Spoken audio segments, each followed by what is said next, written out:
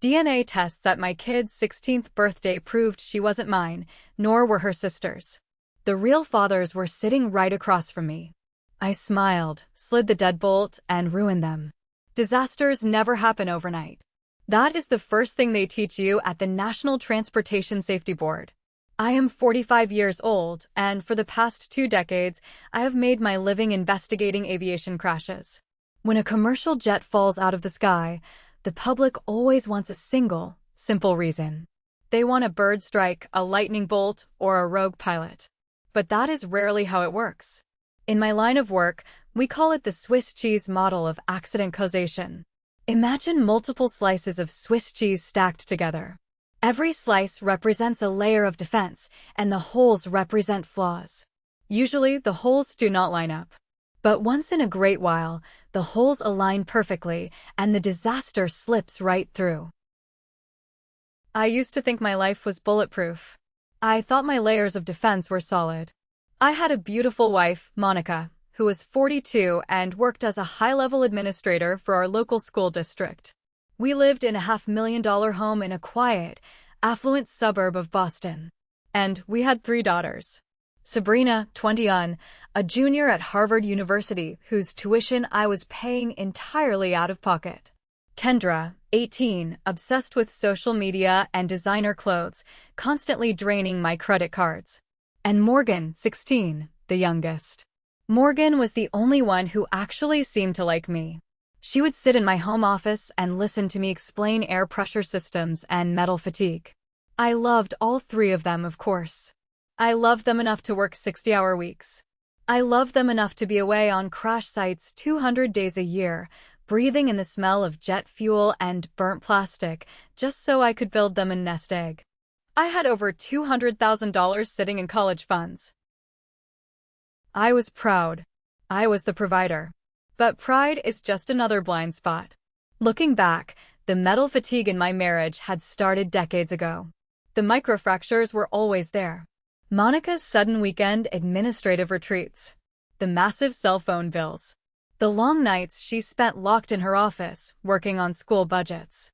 But the biggest red flags were the family friends. Julian, a pathetic high school counselor.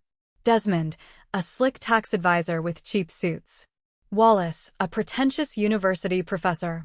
Monica had introduced them to me early in our marriage as old friends from college and professional networking groups. Over the years, they became fixtures in our lives. They showed up at Thanksgiving dinners, Christmas mornings, and summer barbecues. They watched my daughters grow up. They ate the steaks I grilled and drank the expensive scotch I bought. I never liked them, but I tolerated them because Monica insisted they were her support system when I was away on business. I thought I was being a good, understanding husband. I didn't realize I was just funding a theater production where I was the only audience member who didn't know the script. The illusion started to crack 3 weeks before Morgan's 16th birthday. I was home from a grueling 2-week investigation in Montana. It was a Tuesday afternoon, the house was empty, and I needed our old tax returns to refinance the mortgage. Monica was at work, so I went into her home office. I opened her heavy oak filing cabinet, digging through folders of school district paperwork. That was when I found it. Stuffed at the very back of the bottom drawer, wedged between 2 empty manila folders, was a bank statement. It was for a prepaid debit card account. The name on the account was Monica's maiden name. I did not scream. I did not call her and demand an explanation. My investigator instincts took over. When you find an anomaly at a crash site, you do not touch it. You document it. I stared at the paper. The balance was low, but the transaction history was what stopped my heart. There were dozens of transfers over the past few years. $500 here. $1,200 there. And the recipients? Julian, Desmond, and Wallace. Why would my wife be secretly funneling thousands of dollars to our family friends through a burner account? I sat in her office chair, feeling the temperature in the room drop. I needed more data. Monica thought she was smart, but she used the same password for everything the year we got married, followed by our zip code. I booted up her laptop. It took me less than an hour to bypass her basic security settings and access her archived emails and cloud storage. What I found was a decade-long trail of deceit. I found hotel reservations in the city booked under false names. I found calendar entries syncing perfectly with the days I was scheduled to be out of state. But worst of all, I found a hidden folder of emails. They were veiled, but the subtext was blinding. Messages complaining about me being emotionally distant. Messages asking for money to keep quiet. My chest felt like it was caving in, but my brain shifted into a cold, calculating gear. I realized, sitting in that sterile home office, that my entire life might be a fabrication. I took out a flash drive and copied the entire hard drive. Every email, every photo, every financial record. Then, I put the bank statement back exactly where I found it, down to the millimeter. I walked out to my car, sat in the driver's seat, and called Dexter. Dexter was a private investigator, a former Boston police detective I had worked with a few times on aviation insurance fraud cases. He was ruthless, discreet, and expensive. I told him I needed a deep dive into 3 men, Julian, Desmond, and Wallace. I told him to follow the money, follow the timelines, and leave no stone unturned. I treated my wife like she was the prime suspect in a mass casualty event. Because, in a way, she was. 48 hours later, Dexter called me from a burner phone. I was sitting in my car in a grocery store parking lot. His voice was grim. He told me that the timelines of Monica's secret hotel stays and out-of-town conferences matched up perfectly with the schedules of Julian, Desmond, and Wallace. But then he dropped the real payload. He had cross-referenced those dates with my daughter's birthdays. Taking into account standard 40-week gestation periods, the dates Monica was alone with those men aligned exactly with the conception windows for Sabrina, Kendra, and Morgan. The air left my lungs. I gripped the steering wheel so hard my knuckles turned white. Dexter asked me what I wanted to do. I told him I needed irrefutable proof. I needed DNA. The collection process was the most agonizing week of my life. I had to live in that house, sleep next to Monica, and smile at my daughters, knowing they might be strangers. I waited for Monday morning when they all left for classes. I put on latex gloves. I went into Sabrina's bedroom first. It smelled like expensive perfume that I had paid for. I took several strands of hair from her favorite boar bristle hairbrush, making sure the follicles were still attached. Next was Kendra's room. It was a disaster area of clothes and makeup. I found a piece of sugar-free chewing gum she had spat into a tissue on her nightstand. Finally, I went to Morgan's room. The room of the daughter who actually talked to me. The daughter who wanted to be an engineer. My hands shook as I took her toothbrush from the bathroom counter and placed it into a sterile plastic bag. I drove to a specialized genetic testing facility 2 hours away. I paid a $500 premium for an expedited, legally admissible analysis. They told me it would take exactly 14 days. That meant the results would arrive precisely on the day of Morgan's 16th birthday. The universe has a sick sense of humor. That night at dinner, Monica suggested we just order pizzas for Morgan's birthday. I looked her dead in the eye and smiled. I told her that 16 was a milestone. I said we needed to celebrate properly. I insisted we cater a massive dinner, buy a beautiful cake, and invite the whole family. And then, keeping my voice perfectly steady, I told her she should invite Julian, Desmond, and Wallace. I said, and I quote, "They have been such good friends to us over the years. They have watched the girls grow up. It is only right that they are here to celebrate." Monica looked surprised but pleased. She said that was a wonderful idea. She had no idea she was helping me build her own gallows. The day of the party felt like a slow march to the executioner's block. I spent the afternoon paying the caterers and setting up the long oak dining table. I arranged the silver, polished the wine glasses, and made sure every chair was perfectly aligned. I was setting the stage for a massacre. At 5 o'clock, my in-laws arrived. Walter and Ruth. They walked in carrying wrapped gifts, smiling their fake, practiced smiles. I greeted them warmly, took their coats, and offered them drinks. Then, the parasites began to arrive. Julian was the first. He walked in wearing a wrinkled sports coat, immediately pulling Sabrina into a hug, telling her how proud he was of her grades at Harvard. It took every ounce of my self-control not to drive my fist through his teeth right then and there. Desmond arrived next, slicking his thinning hair back, handing Kendra a cheap gift card and winking at her. Finally, Wallace walked in. The intellectual professor. He barely acknowledged Morgan, the birthday girl, instead launching into a pretentious conversation with Monica about educational policies. We all sat down at the table. The food was excellent. The wine was expensive. I sat at the head of the table, carving the roast beef, listening to the chatter. I watched Sabrina roll her eyes at a joke I made. I watched Kendra text under the table, ignoring everyone. I watched Monica laugh at something Wallace said, touching his arm lightly. It was a masterclass in deception. 3 men sitting at my table, eating my food, secretly knowing they had planted their seeds in my garden while I watered it for 2 decades. And my in-laws? I watched Ruth exchange a subtle, knowing glance with Monica when Julian handed Sabrina a glass of water. They knew. Walter and Ruth had known all along. The betrayal was not just a fracture, it was a total structural collapse. I checked my watch. It was 6:45 in the evening. I had told the laboratory to use a specialized courier service, and I had paid Dexter an absurd amount of money to intercept that courier and deliver the package himself. I wanted complete control over the timeline.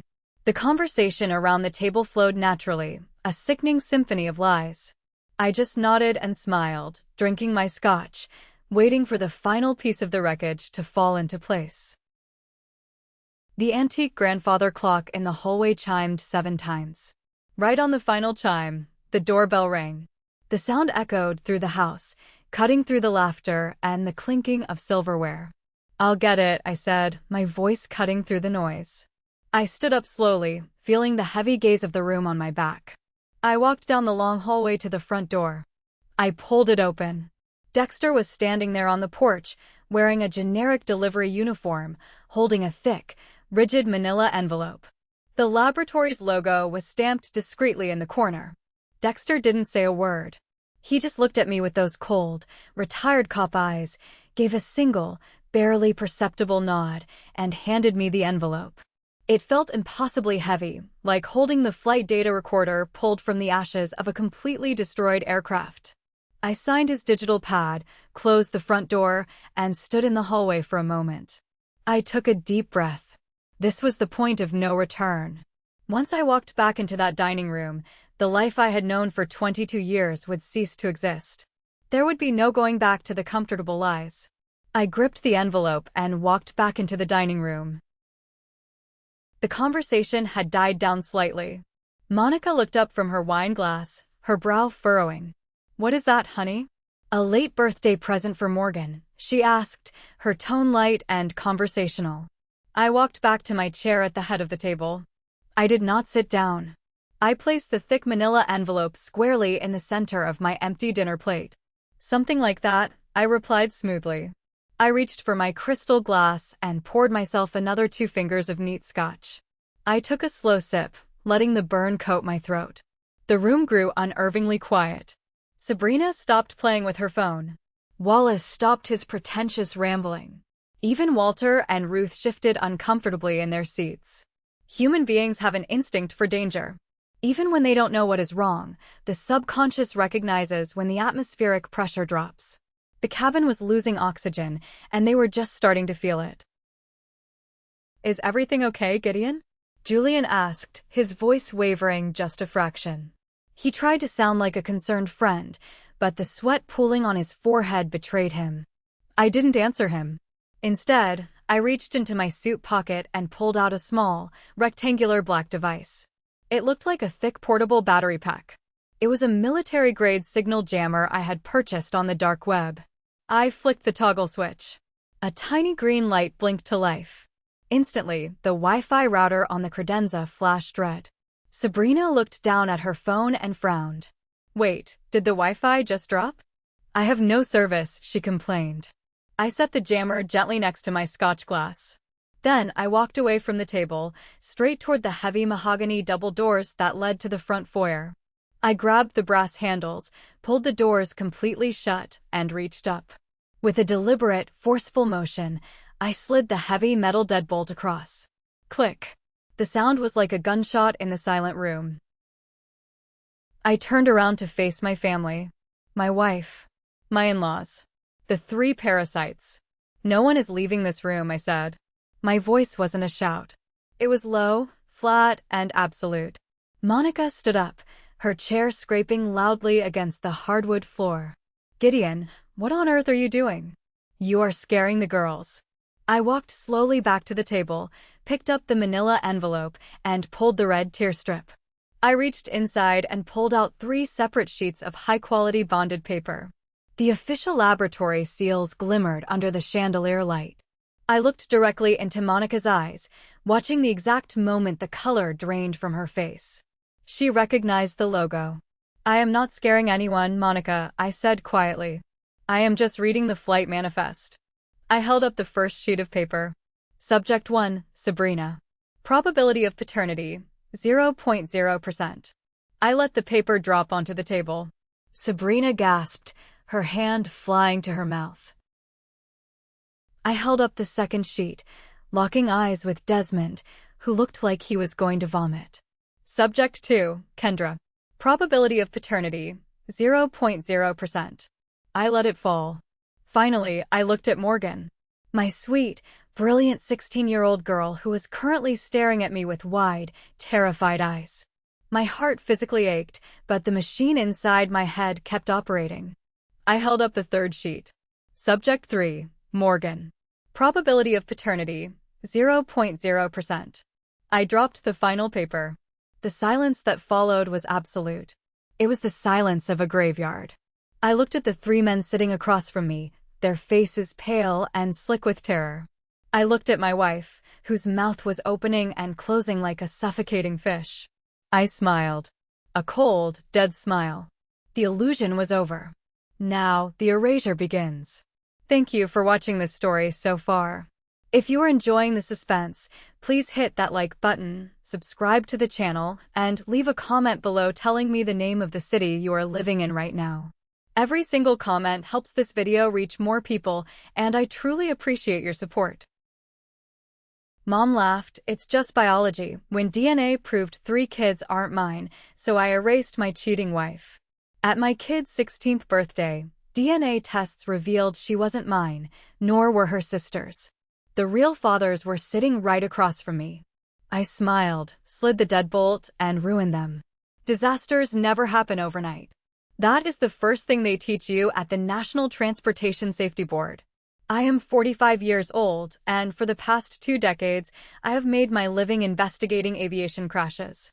When a commercial jet falls out of the sky and turns into a field of twisted metal and smoke, the public always wants a single, simple reason. They want a bird strike, a sudden lightning bolt, or a rogue pilot who made a catastrophic error. But that is rarely how a disaster actually works. In my line of work, we call it the Swiss cheese model of accident causation. Imagine multiple slices of Swiss cheese stacked together. Every slice represents a layer of defense, a safety protocol, a failsafe. The holes represent flaws, oversights, and tiny lies. Usually, the holes do not line up. A mistake is caught. A disaster is averted. But once in a great while, through sheer negligence or malicious intent, the holes align perfectly, and the disaster slips right through, destroying everything in its path. For 22 years, I truly believed my life was bulletproof. I thought my layers of defense were solid, built on a foundation of hard work and traditional family values. I had a beautiful wife, Monica. She was 42 years old and worked as a high-level administrator for our local school district, overseeing special education budgets and coordinating with city officials. We lived in a $500,000 home in a quiet, affluent suburb of Boston, complete with a manicured lawn, a 2-car garage, and a wraparound porch. And we had 3 daughters. Sabrina, 21 years old, a junior at Harvard University. She was brilliant, but possessed a sharp, arrogant edge, constantly reminding everyone around her of her Ivy League status. I was paying her tuition entirely out of pocket, a massive financial drain that I bore with pride. Then there was Kendra, 18 years old, obsessed with social media, designer clothes, and appearances, constantly draining my credit cards for things she did not need. And finally, Morgan, 16 years old, the youngest. Morgan was the only one who actually seemed to like my company. She would sit quietly in my home office and listen for hours as I explained air pressure systems, navigation protocols, and the insidious nature of metal fatigue. I loved all three of them. I loved them enough to work 60-hour weeks. I loved them enough to be away on remote crash sites 200 days a year, breathing in the toxic smell of jet fuel, scorched earth, and burnt plastic, just so I could build them a massive nest egg. I had over $200,000 sitting in college trust funds, safely invested for their futures. I was the proud provider. But pride, as I would soon learn, is just another fatal blind spot. Looking back, the metal fatigue in my marriage had started decades ago. The microfractures were always there, hidden beneath the surface of our comfortable suburban life. Monica's sudden weekend administrative retreats to coastal resorts. The massive, unexplained cell phone bills that she always claimed were work-related. The long, silent nights she spent locked in her home office, allegedly working on complex school district budget revisions. But the biggest red flags, the ones I willfully ignored, were the family friends. Julian, a pathetic, soft-spoken high school guidance counselor who always seemed to be lingering around. Desmond, a slick, fast-talking independent tax advisor with cheap suits and too much cologne. Wallace, a pretentious, overly intellectual university professor who spoke to everyone as if they were slow children. Monica had introduced them to me very early in our marriage, claiming they were old friends from her college days and professional networking groups. Over the years, by some invisible manipulation, they became permanent fixtures in our lives. They showed up at Thanksgiving dinners with cheap wine. They were there on Christmas mornings, watching my daughters open gifts I had paid for. They attended summer barbecues in my backyard. They watched my daughters grow up. They ate the expensive steaks I grilled, drank the premium scotch I bought, and laughed at my jokes. I never truly liked any of them, but I tolerated their presence because Monica constantly insisted they were her vital support system when I was away on business. I thought I was being a good, understanding, modern husband. I did not realize I was enthusiastically funding a lavish theater production where I was the only audience member who did not know the script. The illusion finally started to crack 3 weeks before Morgan's 16th birthday. I was home, exhausted from a grueling, emotionally draining 2-week investigation of a cargo plane crash in the freezing mountains of Montana. It was a Tuesday afternoon. The house was completely empty. Sabrina was at college, Kendra and Morgan were at high school, and Monica was at her district office. I needed to find our old tax returns from 3 years ago to finalize paperwork for refinancing our mortgage. I walked into Monica's home office, a room she usually kept meticulously organized. I opened her heavy oak filing cabinet and began digging through thick folders of school district policies and old utility bills. That was when I found it. Stuffed at the very back of the bottom drawer, wedged tightly between 2 empty, unmarked manila folders, was a bank statement. It was a physical, mailed statement for a prepaid debit card account. The name printed on the top right corner of the account was Monica's maiden name. I did not scream.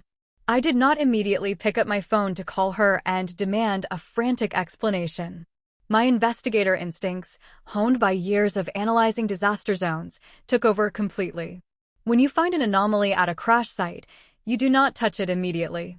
You document it. You observe it. You analyze its context. I stared at the crisp white paper. The current balance was relatively low, perhaps a few $100s, but the transaction history printed below was what made my heart stop beating in my chest. There were dozens of transfers over the past few years. $800 here. $1,200 there. And the recipients listed next to the routing numbers? Julian, Desmond, and Wallace. Why on earth would my wife, a respectable school administrator, be secretly funneling thousands of dollars to our family friends through an untraceable burner account under her maiden name? I sat down in her leather office chair, feeling the temperature in the room plummet to freezing. I needed more data. Monica thought she was incredibly smart, but like most people, she was fundamentally lazy with cybersecurity. She used the exact same password for everything, the year we got married followed by our 5-digit home zip code. I reached out and booted up her sleek silver laptop. It took me less than 45 minutes to bypass her basic security settings, sync her accounts, and access her deeply archived emails and hidden cloud storage drives. What I found waiting for me in the digital dark was a decade-long trail of absolute deceit. I found hotel reservations in downtown Boston and neighboring states, booked under false names and paid for with the burner card. I found calendar entries that synced perfectly, down to the hour, with the days I was scheduled to be flying out of state for NTSB investigations. But worst of all, I found a hidden, password-protected folder of emails. The language they used was veiled, carefully constructed to avoid explicit details, but the subtext was blindingly obvious. There were messages complaining about me being emotionally distant and obsessed with my work. There were messages discussing the logistics of meeting up without arousing suspicion. There were demands for small amounts of money to help cover unexpected expenses, thinly veiled threats of exposure. My chest felt like it was physically caving in under the weight of a collapsed building, but my brain shifted into a cold, hyper-calculating gear. I realized, sitting alone in that sterile, quiet home office, that my entire existence might be a carefully constructed fabrication. I took a high-capacity flash drive from my briefcase and methodically copied the entire hard drive. Every single email, every photograph, every financial spreadsheet, every deleted message I could recover. Then, I put the bank statement back exactly where I found it, down to the exact millimeter, ensuring she would never know it had been touched. I walked out of the house, got into my car, sat in the driver's seat, and made a phone call to Dexter. Dexter was an independent private investigator, a former Boston police detective with a shadowy reputation whom I had worked with several times on complex aviation insurance fraud cases. He was ruthless, highly discreet, and incredibly expensive. I told him I needed a massive, deep-dive background investigation into 3 men, Julian, Desmond, and Wallace. I gave him their full names, their professions, and everything I knew about them. I told him to follow the money, trace the burner accounts, track their physical locations over the past 20 years, and leave absolutely no stone unturned. I was officially treating my wife like she was the prime suspect in a mass casualty event. Because, looking at the wreckage of my life, I knew that she was. 48 hours later, Dexter called me back from an encrypted burner phone. I was sitting in my car in the far corner of a grocery store parking lot, watching the rain hit the windshield. His voice was grim, devoid of any professional pleasantries. He told me that he had cracked their financial histories. The timelines of Monica's secret hotel stays and out-of-town educational conferences matched up perfectly with the travel schedules and credit card locations of Julian, Desmond, and Wallace. But then Dexter dropped the real payload, the bomb that would obliterate my reality. He had cross-referenced those illicit dates with my daughter's birth dates. Taking into account the standard 40-week human gestation periods, the dates Monica was confirmed to be alone with those 3 men aligned exactly, with terrifying precision, with the conception windows for Sabrina, Kendra, and Morgan. The air instantly left my lungs. I gripped the leather steering wheel so hard my knuckles turned a stark white. The world outside the windshield blurred into meaningless shapes. Dexter stayed silent on the line, letting the reality sink in. Finally, he asked me what I wanted to do next. I told him that circumstantial timelines were not enough for a court of law. I needed irrefutable, biological proof. I needed DNA. The covert collection process over the next week was the most psychologically agonizing experience of my entire life. I had to continue living in that house, I had to sleep in the same bed next to Monica, and I had to smile warmly at the 3 girls who called me dad, knowing they might be complete biological strangers. I waited patiently for Monday morning when the house emptied out for classes and work. I locked the front door, went to the kitchen, and put on a pair of sterile latex gloves from my investigation kit. I went into Sabrina's bedroom first. It smelled strongly of the expensive designer perfume that I had paid for just weeks prior. I went to her vanity and carefully extracted several long strands of hair from her favorite boar bristle hairbrush, making absolutely sure the tiny white follicles were still attached at the base. I placed them in a sealed evidence bag. Next was Kendra's room. It was a chaotic disaster area of discarded clothes, expensive makeup palettes, and empty coffee cups. I searched her nightstand and found a piece of sugar-free chewing gum she had spat into a tissue the night before. I bagged it. Finally, I walked down the hall to Morgan's room. The room of the daughter who actually talked to me, the daughter who wanted to be an aviation engineer, the daughter whose 16th birthday was rapidly approaching. My hands shook violently as I walked into her attached bathroom, took her blue toothbrush from the counter, and placed it into a sterile plastic bag. I drove immediately to a specialized, highly accredited genetic testing facility located 2 hours away to ensure anonymity. I handed over the samples, along with my own saliva swab. I paid a massive $500 premium in untraceable cash for an expedited, legally admissible analysis with chain-of-custody documentation.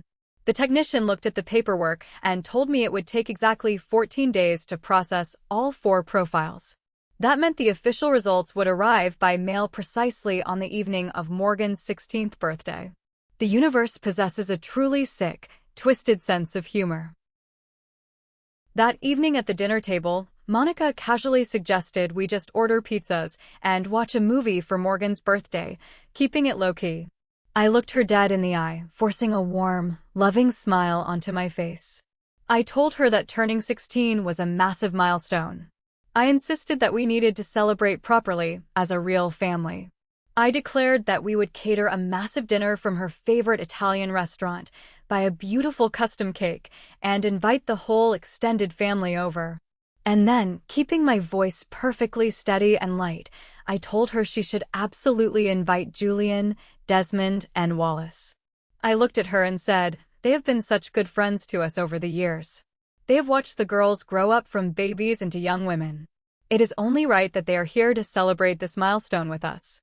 Monica looked slightly surprised, but visibly pleased by my generous suggestion. She smiled and said that was a wonderful, thoughtful idea. She had absolutely no idea she was enthusiastically helping me build the gallows for her own execution.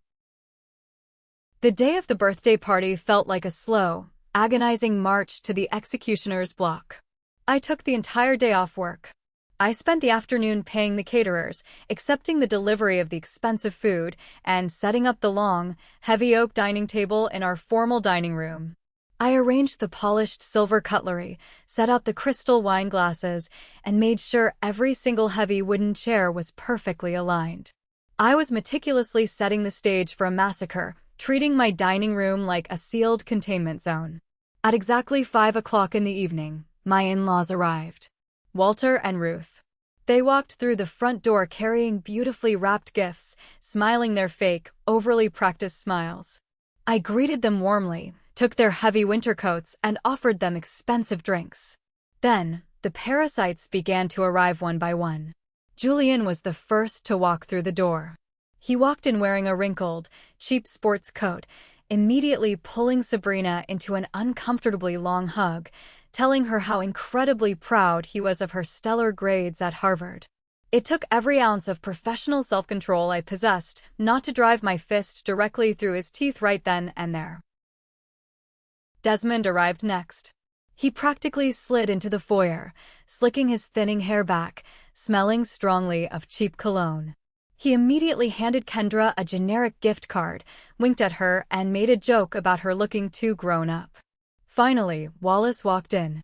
The great intellectual professor. He barely even acknowledged Morgan, the actual birthday girl, instead launching immediately into a highly pretentious, boring conversation with Monica about recent changes in state educational policies. By 6 o'clock, we all sat down at the large oak table. The catered Italian food was excellent. The red wine was incredibly expensive. I sat at the head of the table, carving the large roast beef, quietly listening to the chaotic chatter filling the room. I watched Sabrina roll her eyes dramatically at a simple dad joke I made about the weather. I watched Kendra text rapidly under the table, completely ignoring the people around her. I watched Monica laugh too loudly at something remarkably unfunny that Wallace said, reaching out to touch his arm lightly. It was a masterclass in psychological deception. 3 grown men sitting at my dining table, eating my expensive food, secretly knowing they had planted their seeds in my garden while they happily watched me water it and maintain it for 2 decades. And my dear-in-laws? During the appetizer course, I watched Ruth exchange a very subtle, highly knowing glance with Monica when Julian handed Sabrina a glass of water and brushed her shoulder. They knew. Walter and Ruth had known the truth all along. They had sat in my house for 22 years and watched me play the fool. The betrayal I was experiencing was not just a fracture, it was a total, catastrophic structural collapse of everything I believed to be real. I casually checked my watch. It was 6:45 in the evening.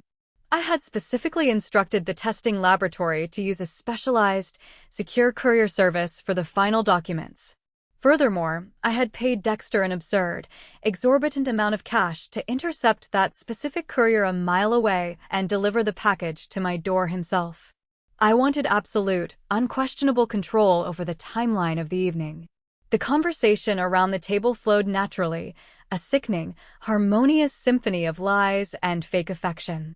I just nodded, smiled politely, and drank my scotch, waiting for the final piece of the burning wreckage to fall into place. The large antique grandfather clock in the hallway began to chime, signaling 7 o'clock. Right on the final, deep chime, the front doorbell rang loudly. The sharp sound echoed through the entire house, instantly cutting through the loud laughter and the clinking of expensive silverware. "I will get it," I said, my voice cutting cleanly through the noise. I stood up slowly from the head of the table, feeling the heavy, curious gaze of the entire room on my back. I walked deliberately down the long hallway toward the front door. I grabbed the brass handle and pulled it open.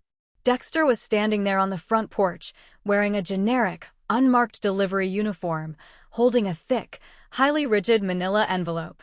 The laboratory's distinctive blue logo was stamped discreetly in the top right corner. Dexter did not say a single word.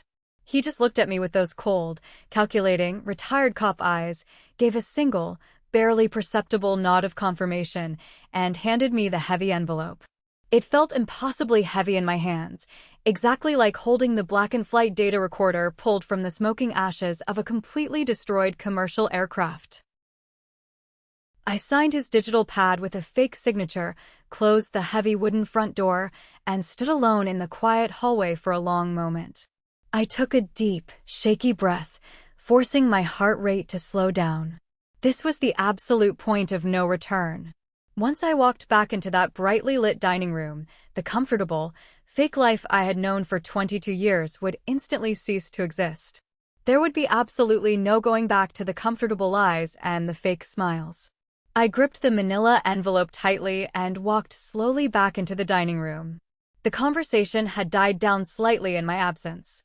Monica looked up from her half-empty wine glass, her brow furrowing slightly in mild curiosity. "What is that, honey?" "A late birthday present for Morgan," she asked, her tone perfectly light, playing the role of the innocent, loving wife. I walked past her, heading straight back to my large chair at the head of the table. I did not sit down. I placed the thick manila envelope squarely in the exact center of my empty porcelain dinner plate. "Something like that," I replied smoothly, my voice betraying absolutely no emotion. I reached for my heavy crystal glass and poured myself another 2 solid fingers of neat scotch. I took a slow, deliberate sip, letting the intense burn coat my throat and steady my nerves. The room began to grow unnervingly quiet. Sabrina stopped playing with her phone and looked up. Wallace stopped his pretentious rambling mid-sentence. Even Walter and Ruth shifted very uncomfortably in their padded wooden seats.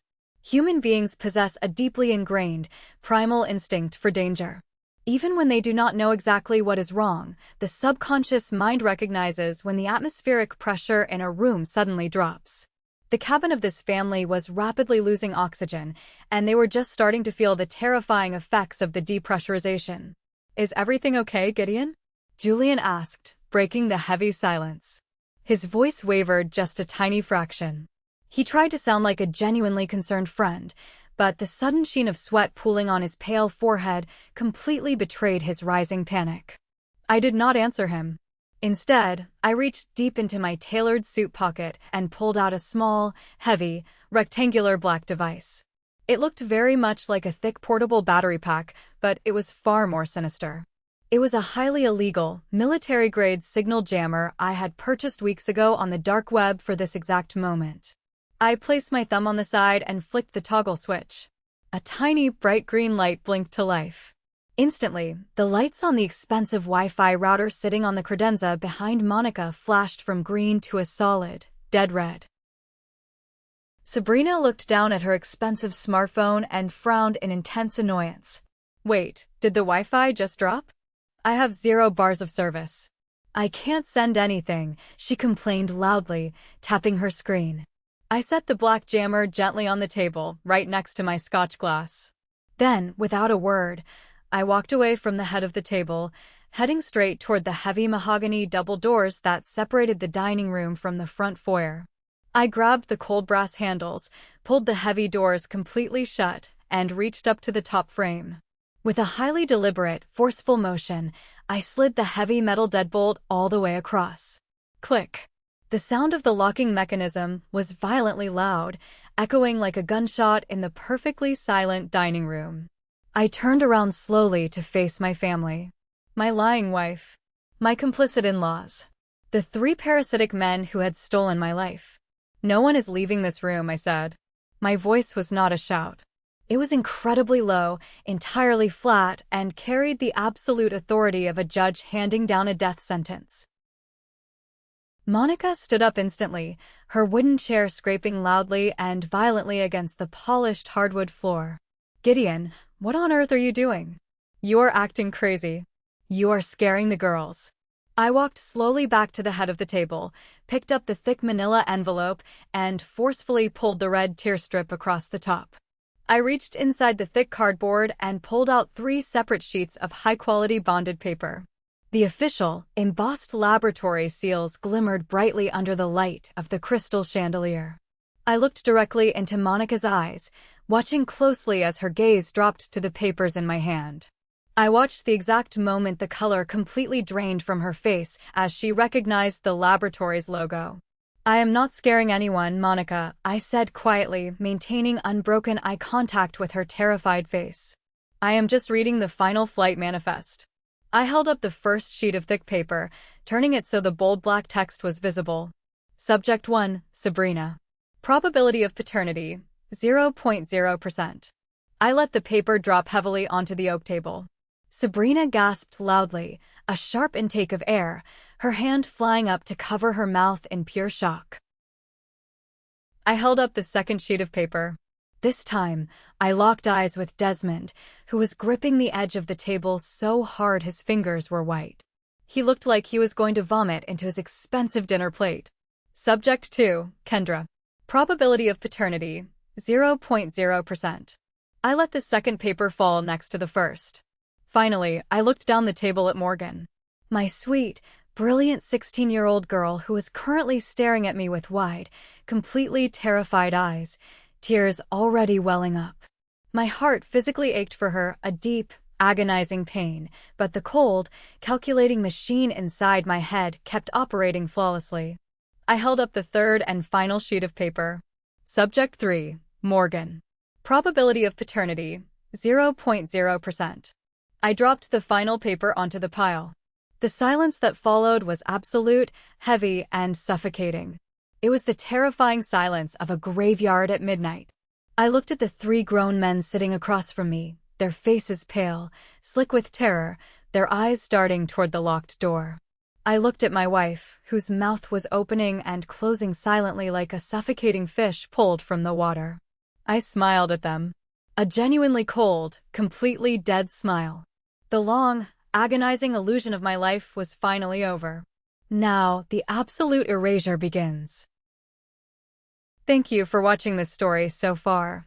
If you are enjoying the suspense, please hit that like button, subscribe to the channel, and leave a comment below telling me the name of the city you are living in right now. Every single comment helps this video reach more people, and I truly appreciate your support. The silence in the locked dining room stretched out for what felt like an eternity. It was the kind of heavy, pressurized silence that occurs right before a massive structural failure. I stood at the head of the long oak table, looking down at the three people who had secretly dismantled my life from the inside out. Monica was the first to break the silence. Her survival instincts kicked in, overriding her initial shock. She stood up, her face flushed with a sudden, desperate anger. "Is this some kind of sick, elaborate joke, Gideon?" she demanded, her voice trembling but loud. "Did you fake these documents just to humiliate me in front of our friends and my parents? Because if you did, I am calling a divorce lawyer right now." I did not raise my voice. I did not need to. "The laboratory is fully accredited," I replied evenly, pulling the chain of custody documentation from the manila envelope and tossing it onto the table. "The samples were legally collected. The analysis is irrefutable. You can test them again if you want, Monica, but the math will not change. 0.0%. Walter, my father-in-law, finally spoke up from the other end of the table. "Now hold on just a minute, Gideon," he started, his voice adopting that familiar, patronizing tone he always used when he thought I was overreacting to something. "Let us not do anything rash. Let us sit down and talk about this like rational adults." I turned my cold gaze to him. "Rational adults? You sat in my house for 22 years, Walter. You ate the turkey I carved every Thanksgiving. You watched me pay off the mortgage on a $500,000 house to keep your daughter comfortable. You knew she was sleeping with 3 different men, and you smiled in my face." Ruth, my mother-in-law, began to weep loudly into her cloth napkin. "We just wanted the girls to have a stable home," she sobbed. "We wanted them to have a good father." "You wanted a host," I corrected her coldly.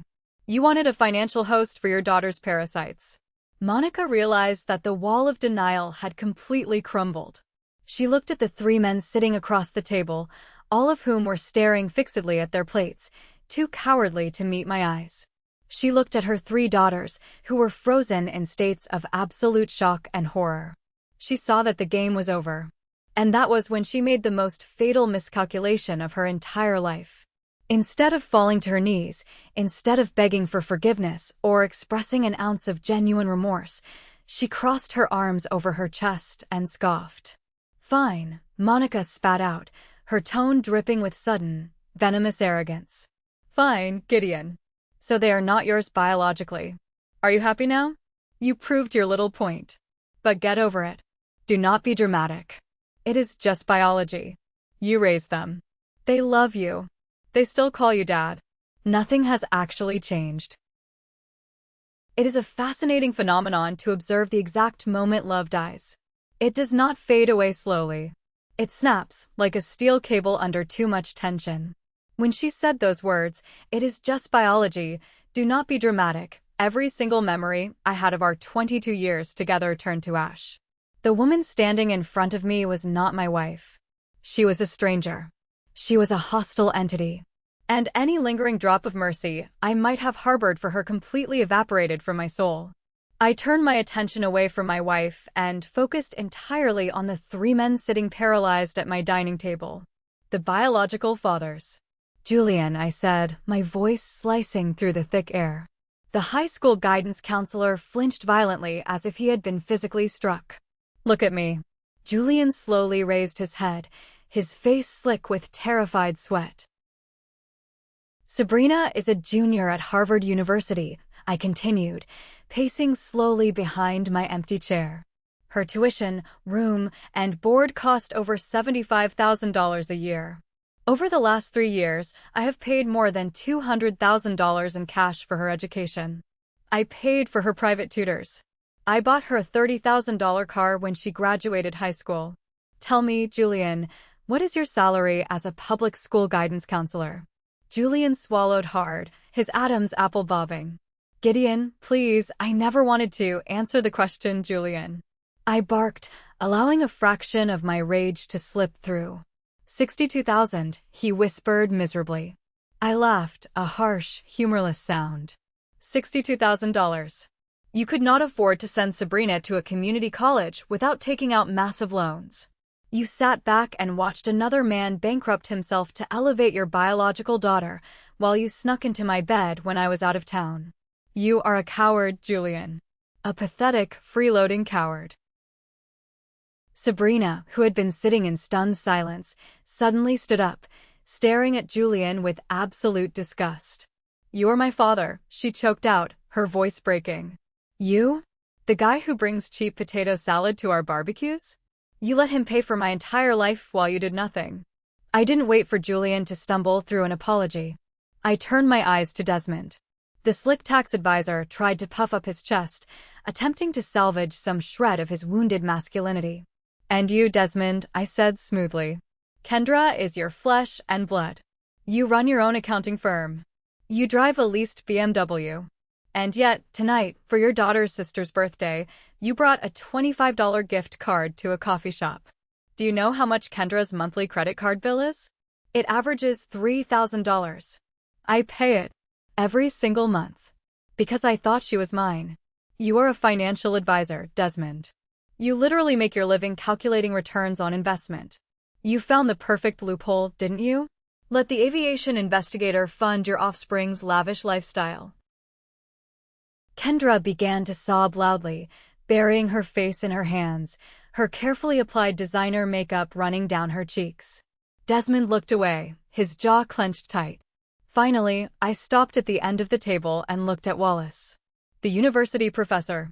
The great intellectual who always thought he was the smartest person in any room. Morgan, the birthday girl, was staring at him with a look of pure, unadulterated heartbreak. "Wallace," I said softly. "Morgan wanted to talk to you tonight about engineering programs. She respects your academic background. For 16 years, she has looked up to you as a mentor. And for 16 years, you have barely given her the time of day. You ignored your own child while she sat in my office, begging me to explain how airplanes fly, desperate for a father figure to pay attention to her. You are a fraud, Wallace. You write books about ethics and morality, and yet you are the most morally bankrupt creature sitting at this table." Wallace adjusted his glasses, his hands shaking violently. "The situation was highly complex, Gideon. Monica assured us that." "Shut up," I snapped. "There is no complexity here. There is only theft. You stole 22 years of my life, my labor, and my love." Sabrina had heard enough. Her elite Ivy League arrogance, temporarily shattered by the revelation, suddenly flared back to life in a desperate defensive mechanism. She slammed her hands down on the oak table and glared at me. "You cannot do this to us." Sabrina screamed, her face contorted with rage. "You cannot just lock us in a room and psychologically torture us. I am calling the police. I am calling a lawyer. My mom is going to divorce you, and we are going to take half of everything you own. We will take this house. We will take your retirement accounts. We will sue you for emotional abuse and false imprisonment. You are going to pay for my senior year at Harvard, or I swear to God I will ruin your reputation." Monica immediately rallied behind her eldest daughter. "She is absolutely right, Gideon. You have gone completely insane. You have created a hostile environment. No judge in the state will look kindly on a man who suddenly abandons the children he raised just because of a DNA test. You have a legal obligation to us under the doctrine of equitable estoppel. I have spoken to people. I know my rights. I just looked at them." The sheer, unbridled audacity was almost breathtaking. They were standing in the wreckage of a disaster they had deliberately caused, and they were trying to blame the safety inspector. I reached into the inner pocket of my suit jacket and pulled out my digital iPad. I unlocked the screen and navigated to a specific video file. I turned the volume all the way up and placed the screen flat on the table, pushing it toward Monica and Sabrina. "You think you are the first criminals I have ever dealt with?" I asked quietly. "I investigate corporate insurance scams for a living. I know exactly how guilty people behave when they think no one is watching." I hit play. The video filled the silent room. The footage was crystal clear, recorded in night vision green from the hidden camera I had installed perfectly flush inside the kitchen ventilation grate. The timestamp showed it was recorded at 11 o'clock at night, just 3 days prior. On the screen, Monica and Sabrina were sitting at the kitchen island, drinking wine and whispering frantically. "The house is in both our names," Monica's voice echoed from the iPad speaker, sounding cold and calculating. "But I can easily claim severe emotional distress, especially if we can document his erratic behavior since he got back from his last trip." "What about our college trust funds?" Sabrina's voice replied. "Those accounts are in his name as the primary custodian, but I have legal standing as your mother.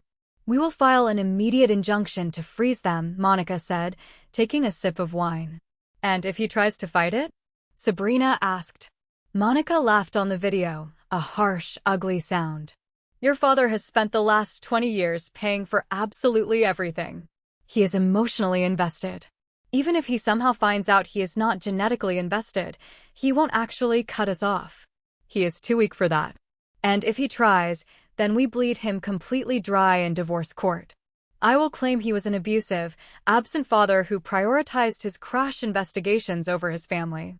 I will get massive alimony, I will get the house, and you girls will get support until you are 24. I paused the video. The silence in the dining room was so absolute you could hear the blood rushing in your ears. Monica stared at the blank iPad screen, her face completely drained of blood, her eyes wide with sheer, unadulterated terror. Sabrina stumbled backward, hitting the wall, realizing her entire future had just been vaporized. "Massachusetts is a two-party consent state for audio recordings," I said smoothly, reciting the legal statute I had memorized. "However, the Supreme Judicial Court has repeatedly ruled that there is no reasonable expectation of privacy in the common, shared areas of a home, especially when one party believes a crime or fraud is being actively plotted. That footage is completely admissible." I looked around the room at the pale, terrified faces of the people I used to call my family. "Here is what is going to happen," I stated, my voice echoing off the walls. "You have exactly 15 minutes. Monica, you and your 3 daughters will go upstairs. You will pack exactly 1 suitcase each of basic clothing and personal toiletries. You will leave behind all the jewelry I bought you. You will leave behind the keys to the cars I purchased. You will walk out of my front door, and you will never, ever step foot on my property again." Monica began to hyperventilate. "Gideon, please, it is nighttime. We have nowhere to go. You can go with Walter and Ruth," I interrupted, gesturing to my horrified in-laws. "Since they were so invested in providing a stable home for these girls, they can house you. Or perhaps Julian, Desmond, or Wallace can finally step up and put a roof over their biological children's heads." I picked up my scotch glass and took a final sip. 15 minutes. Or I call the police and have you all formally removed for trespassing. The clock starts now. They left. It was chaotic, filled with screaming, sobbing, and desperate apologies that fell on entirely deaf ears.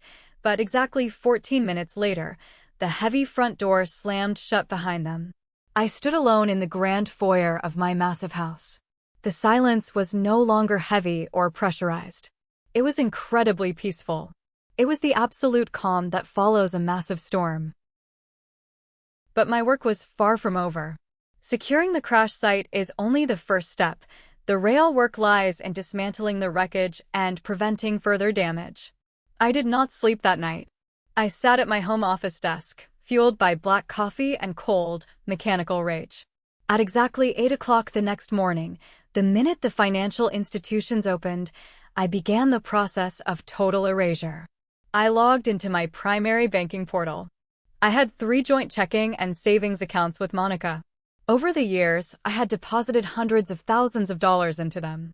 I transferred every single cent, leaving the balances at exactly 0.00, and moved the funds into a newly created, highly secure private trust account that only I controlled. Next, I tackled the college funds. I was the primary custodian on all 3 accounts. With a few clicks, I liquidated the mutual funds and transferred over $200,000 back into my personal control. Sabrina's Harvard tuition for the upcoming semester was due in exactly 3 weeks. The payment would bounce.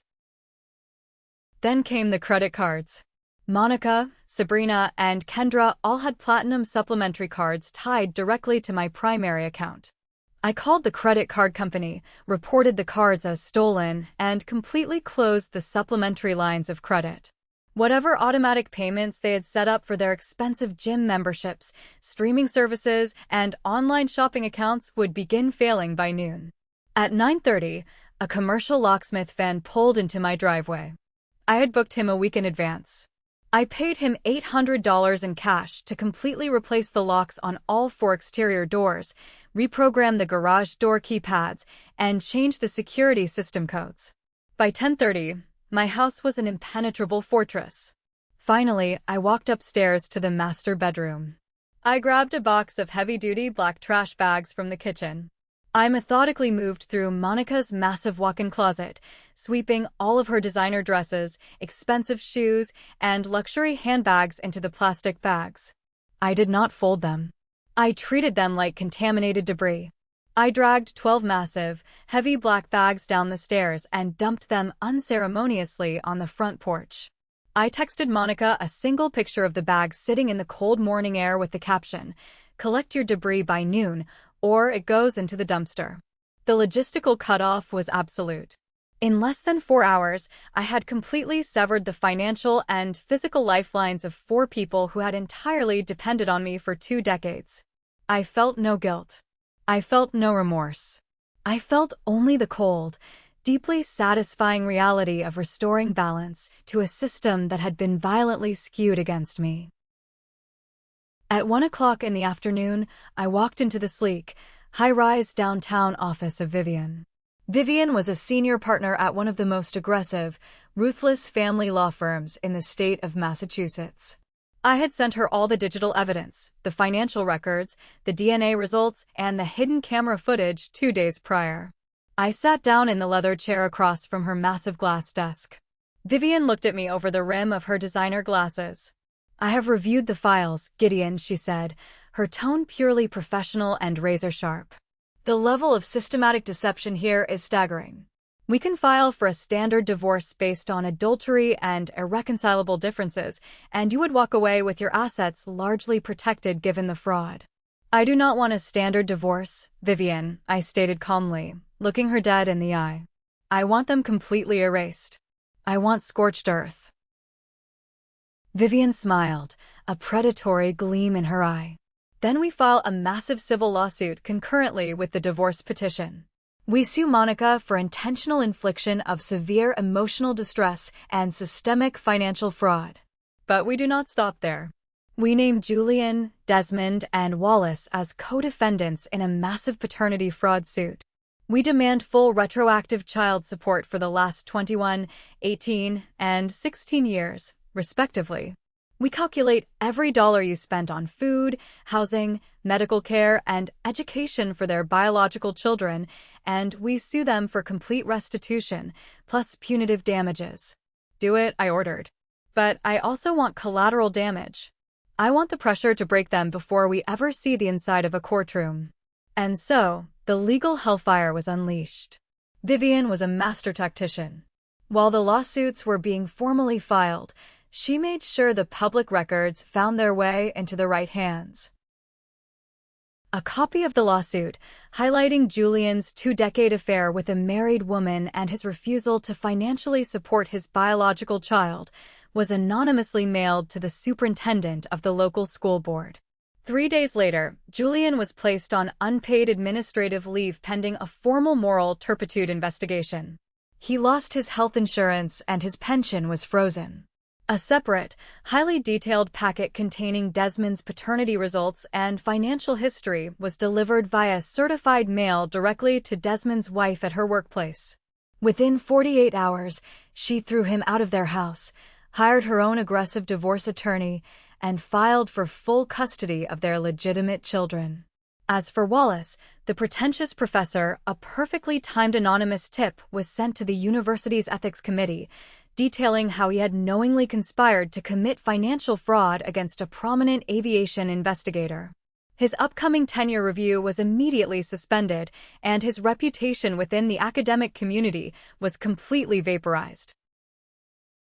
I watched the dominoes fall from the quiet safety of my locked house.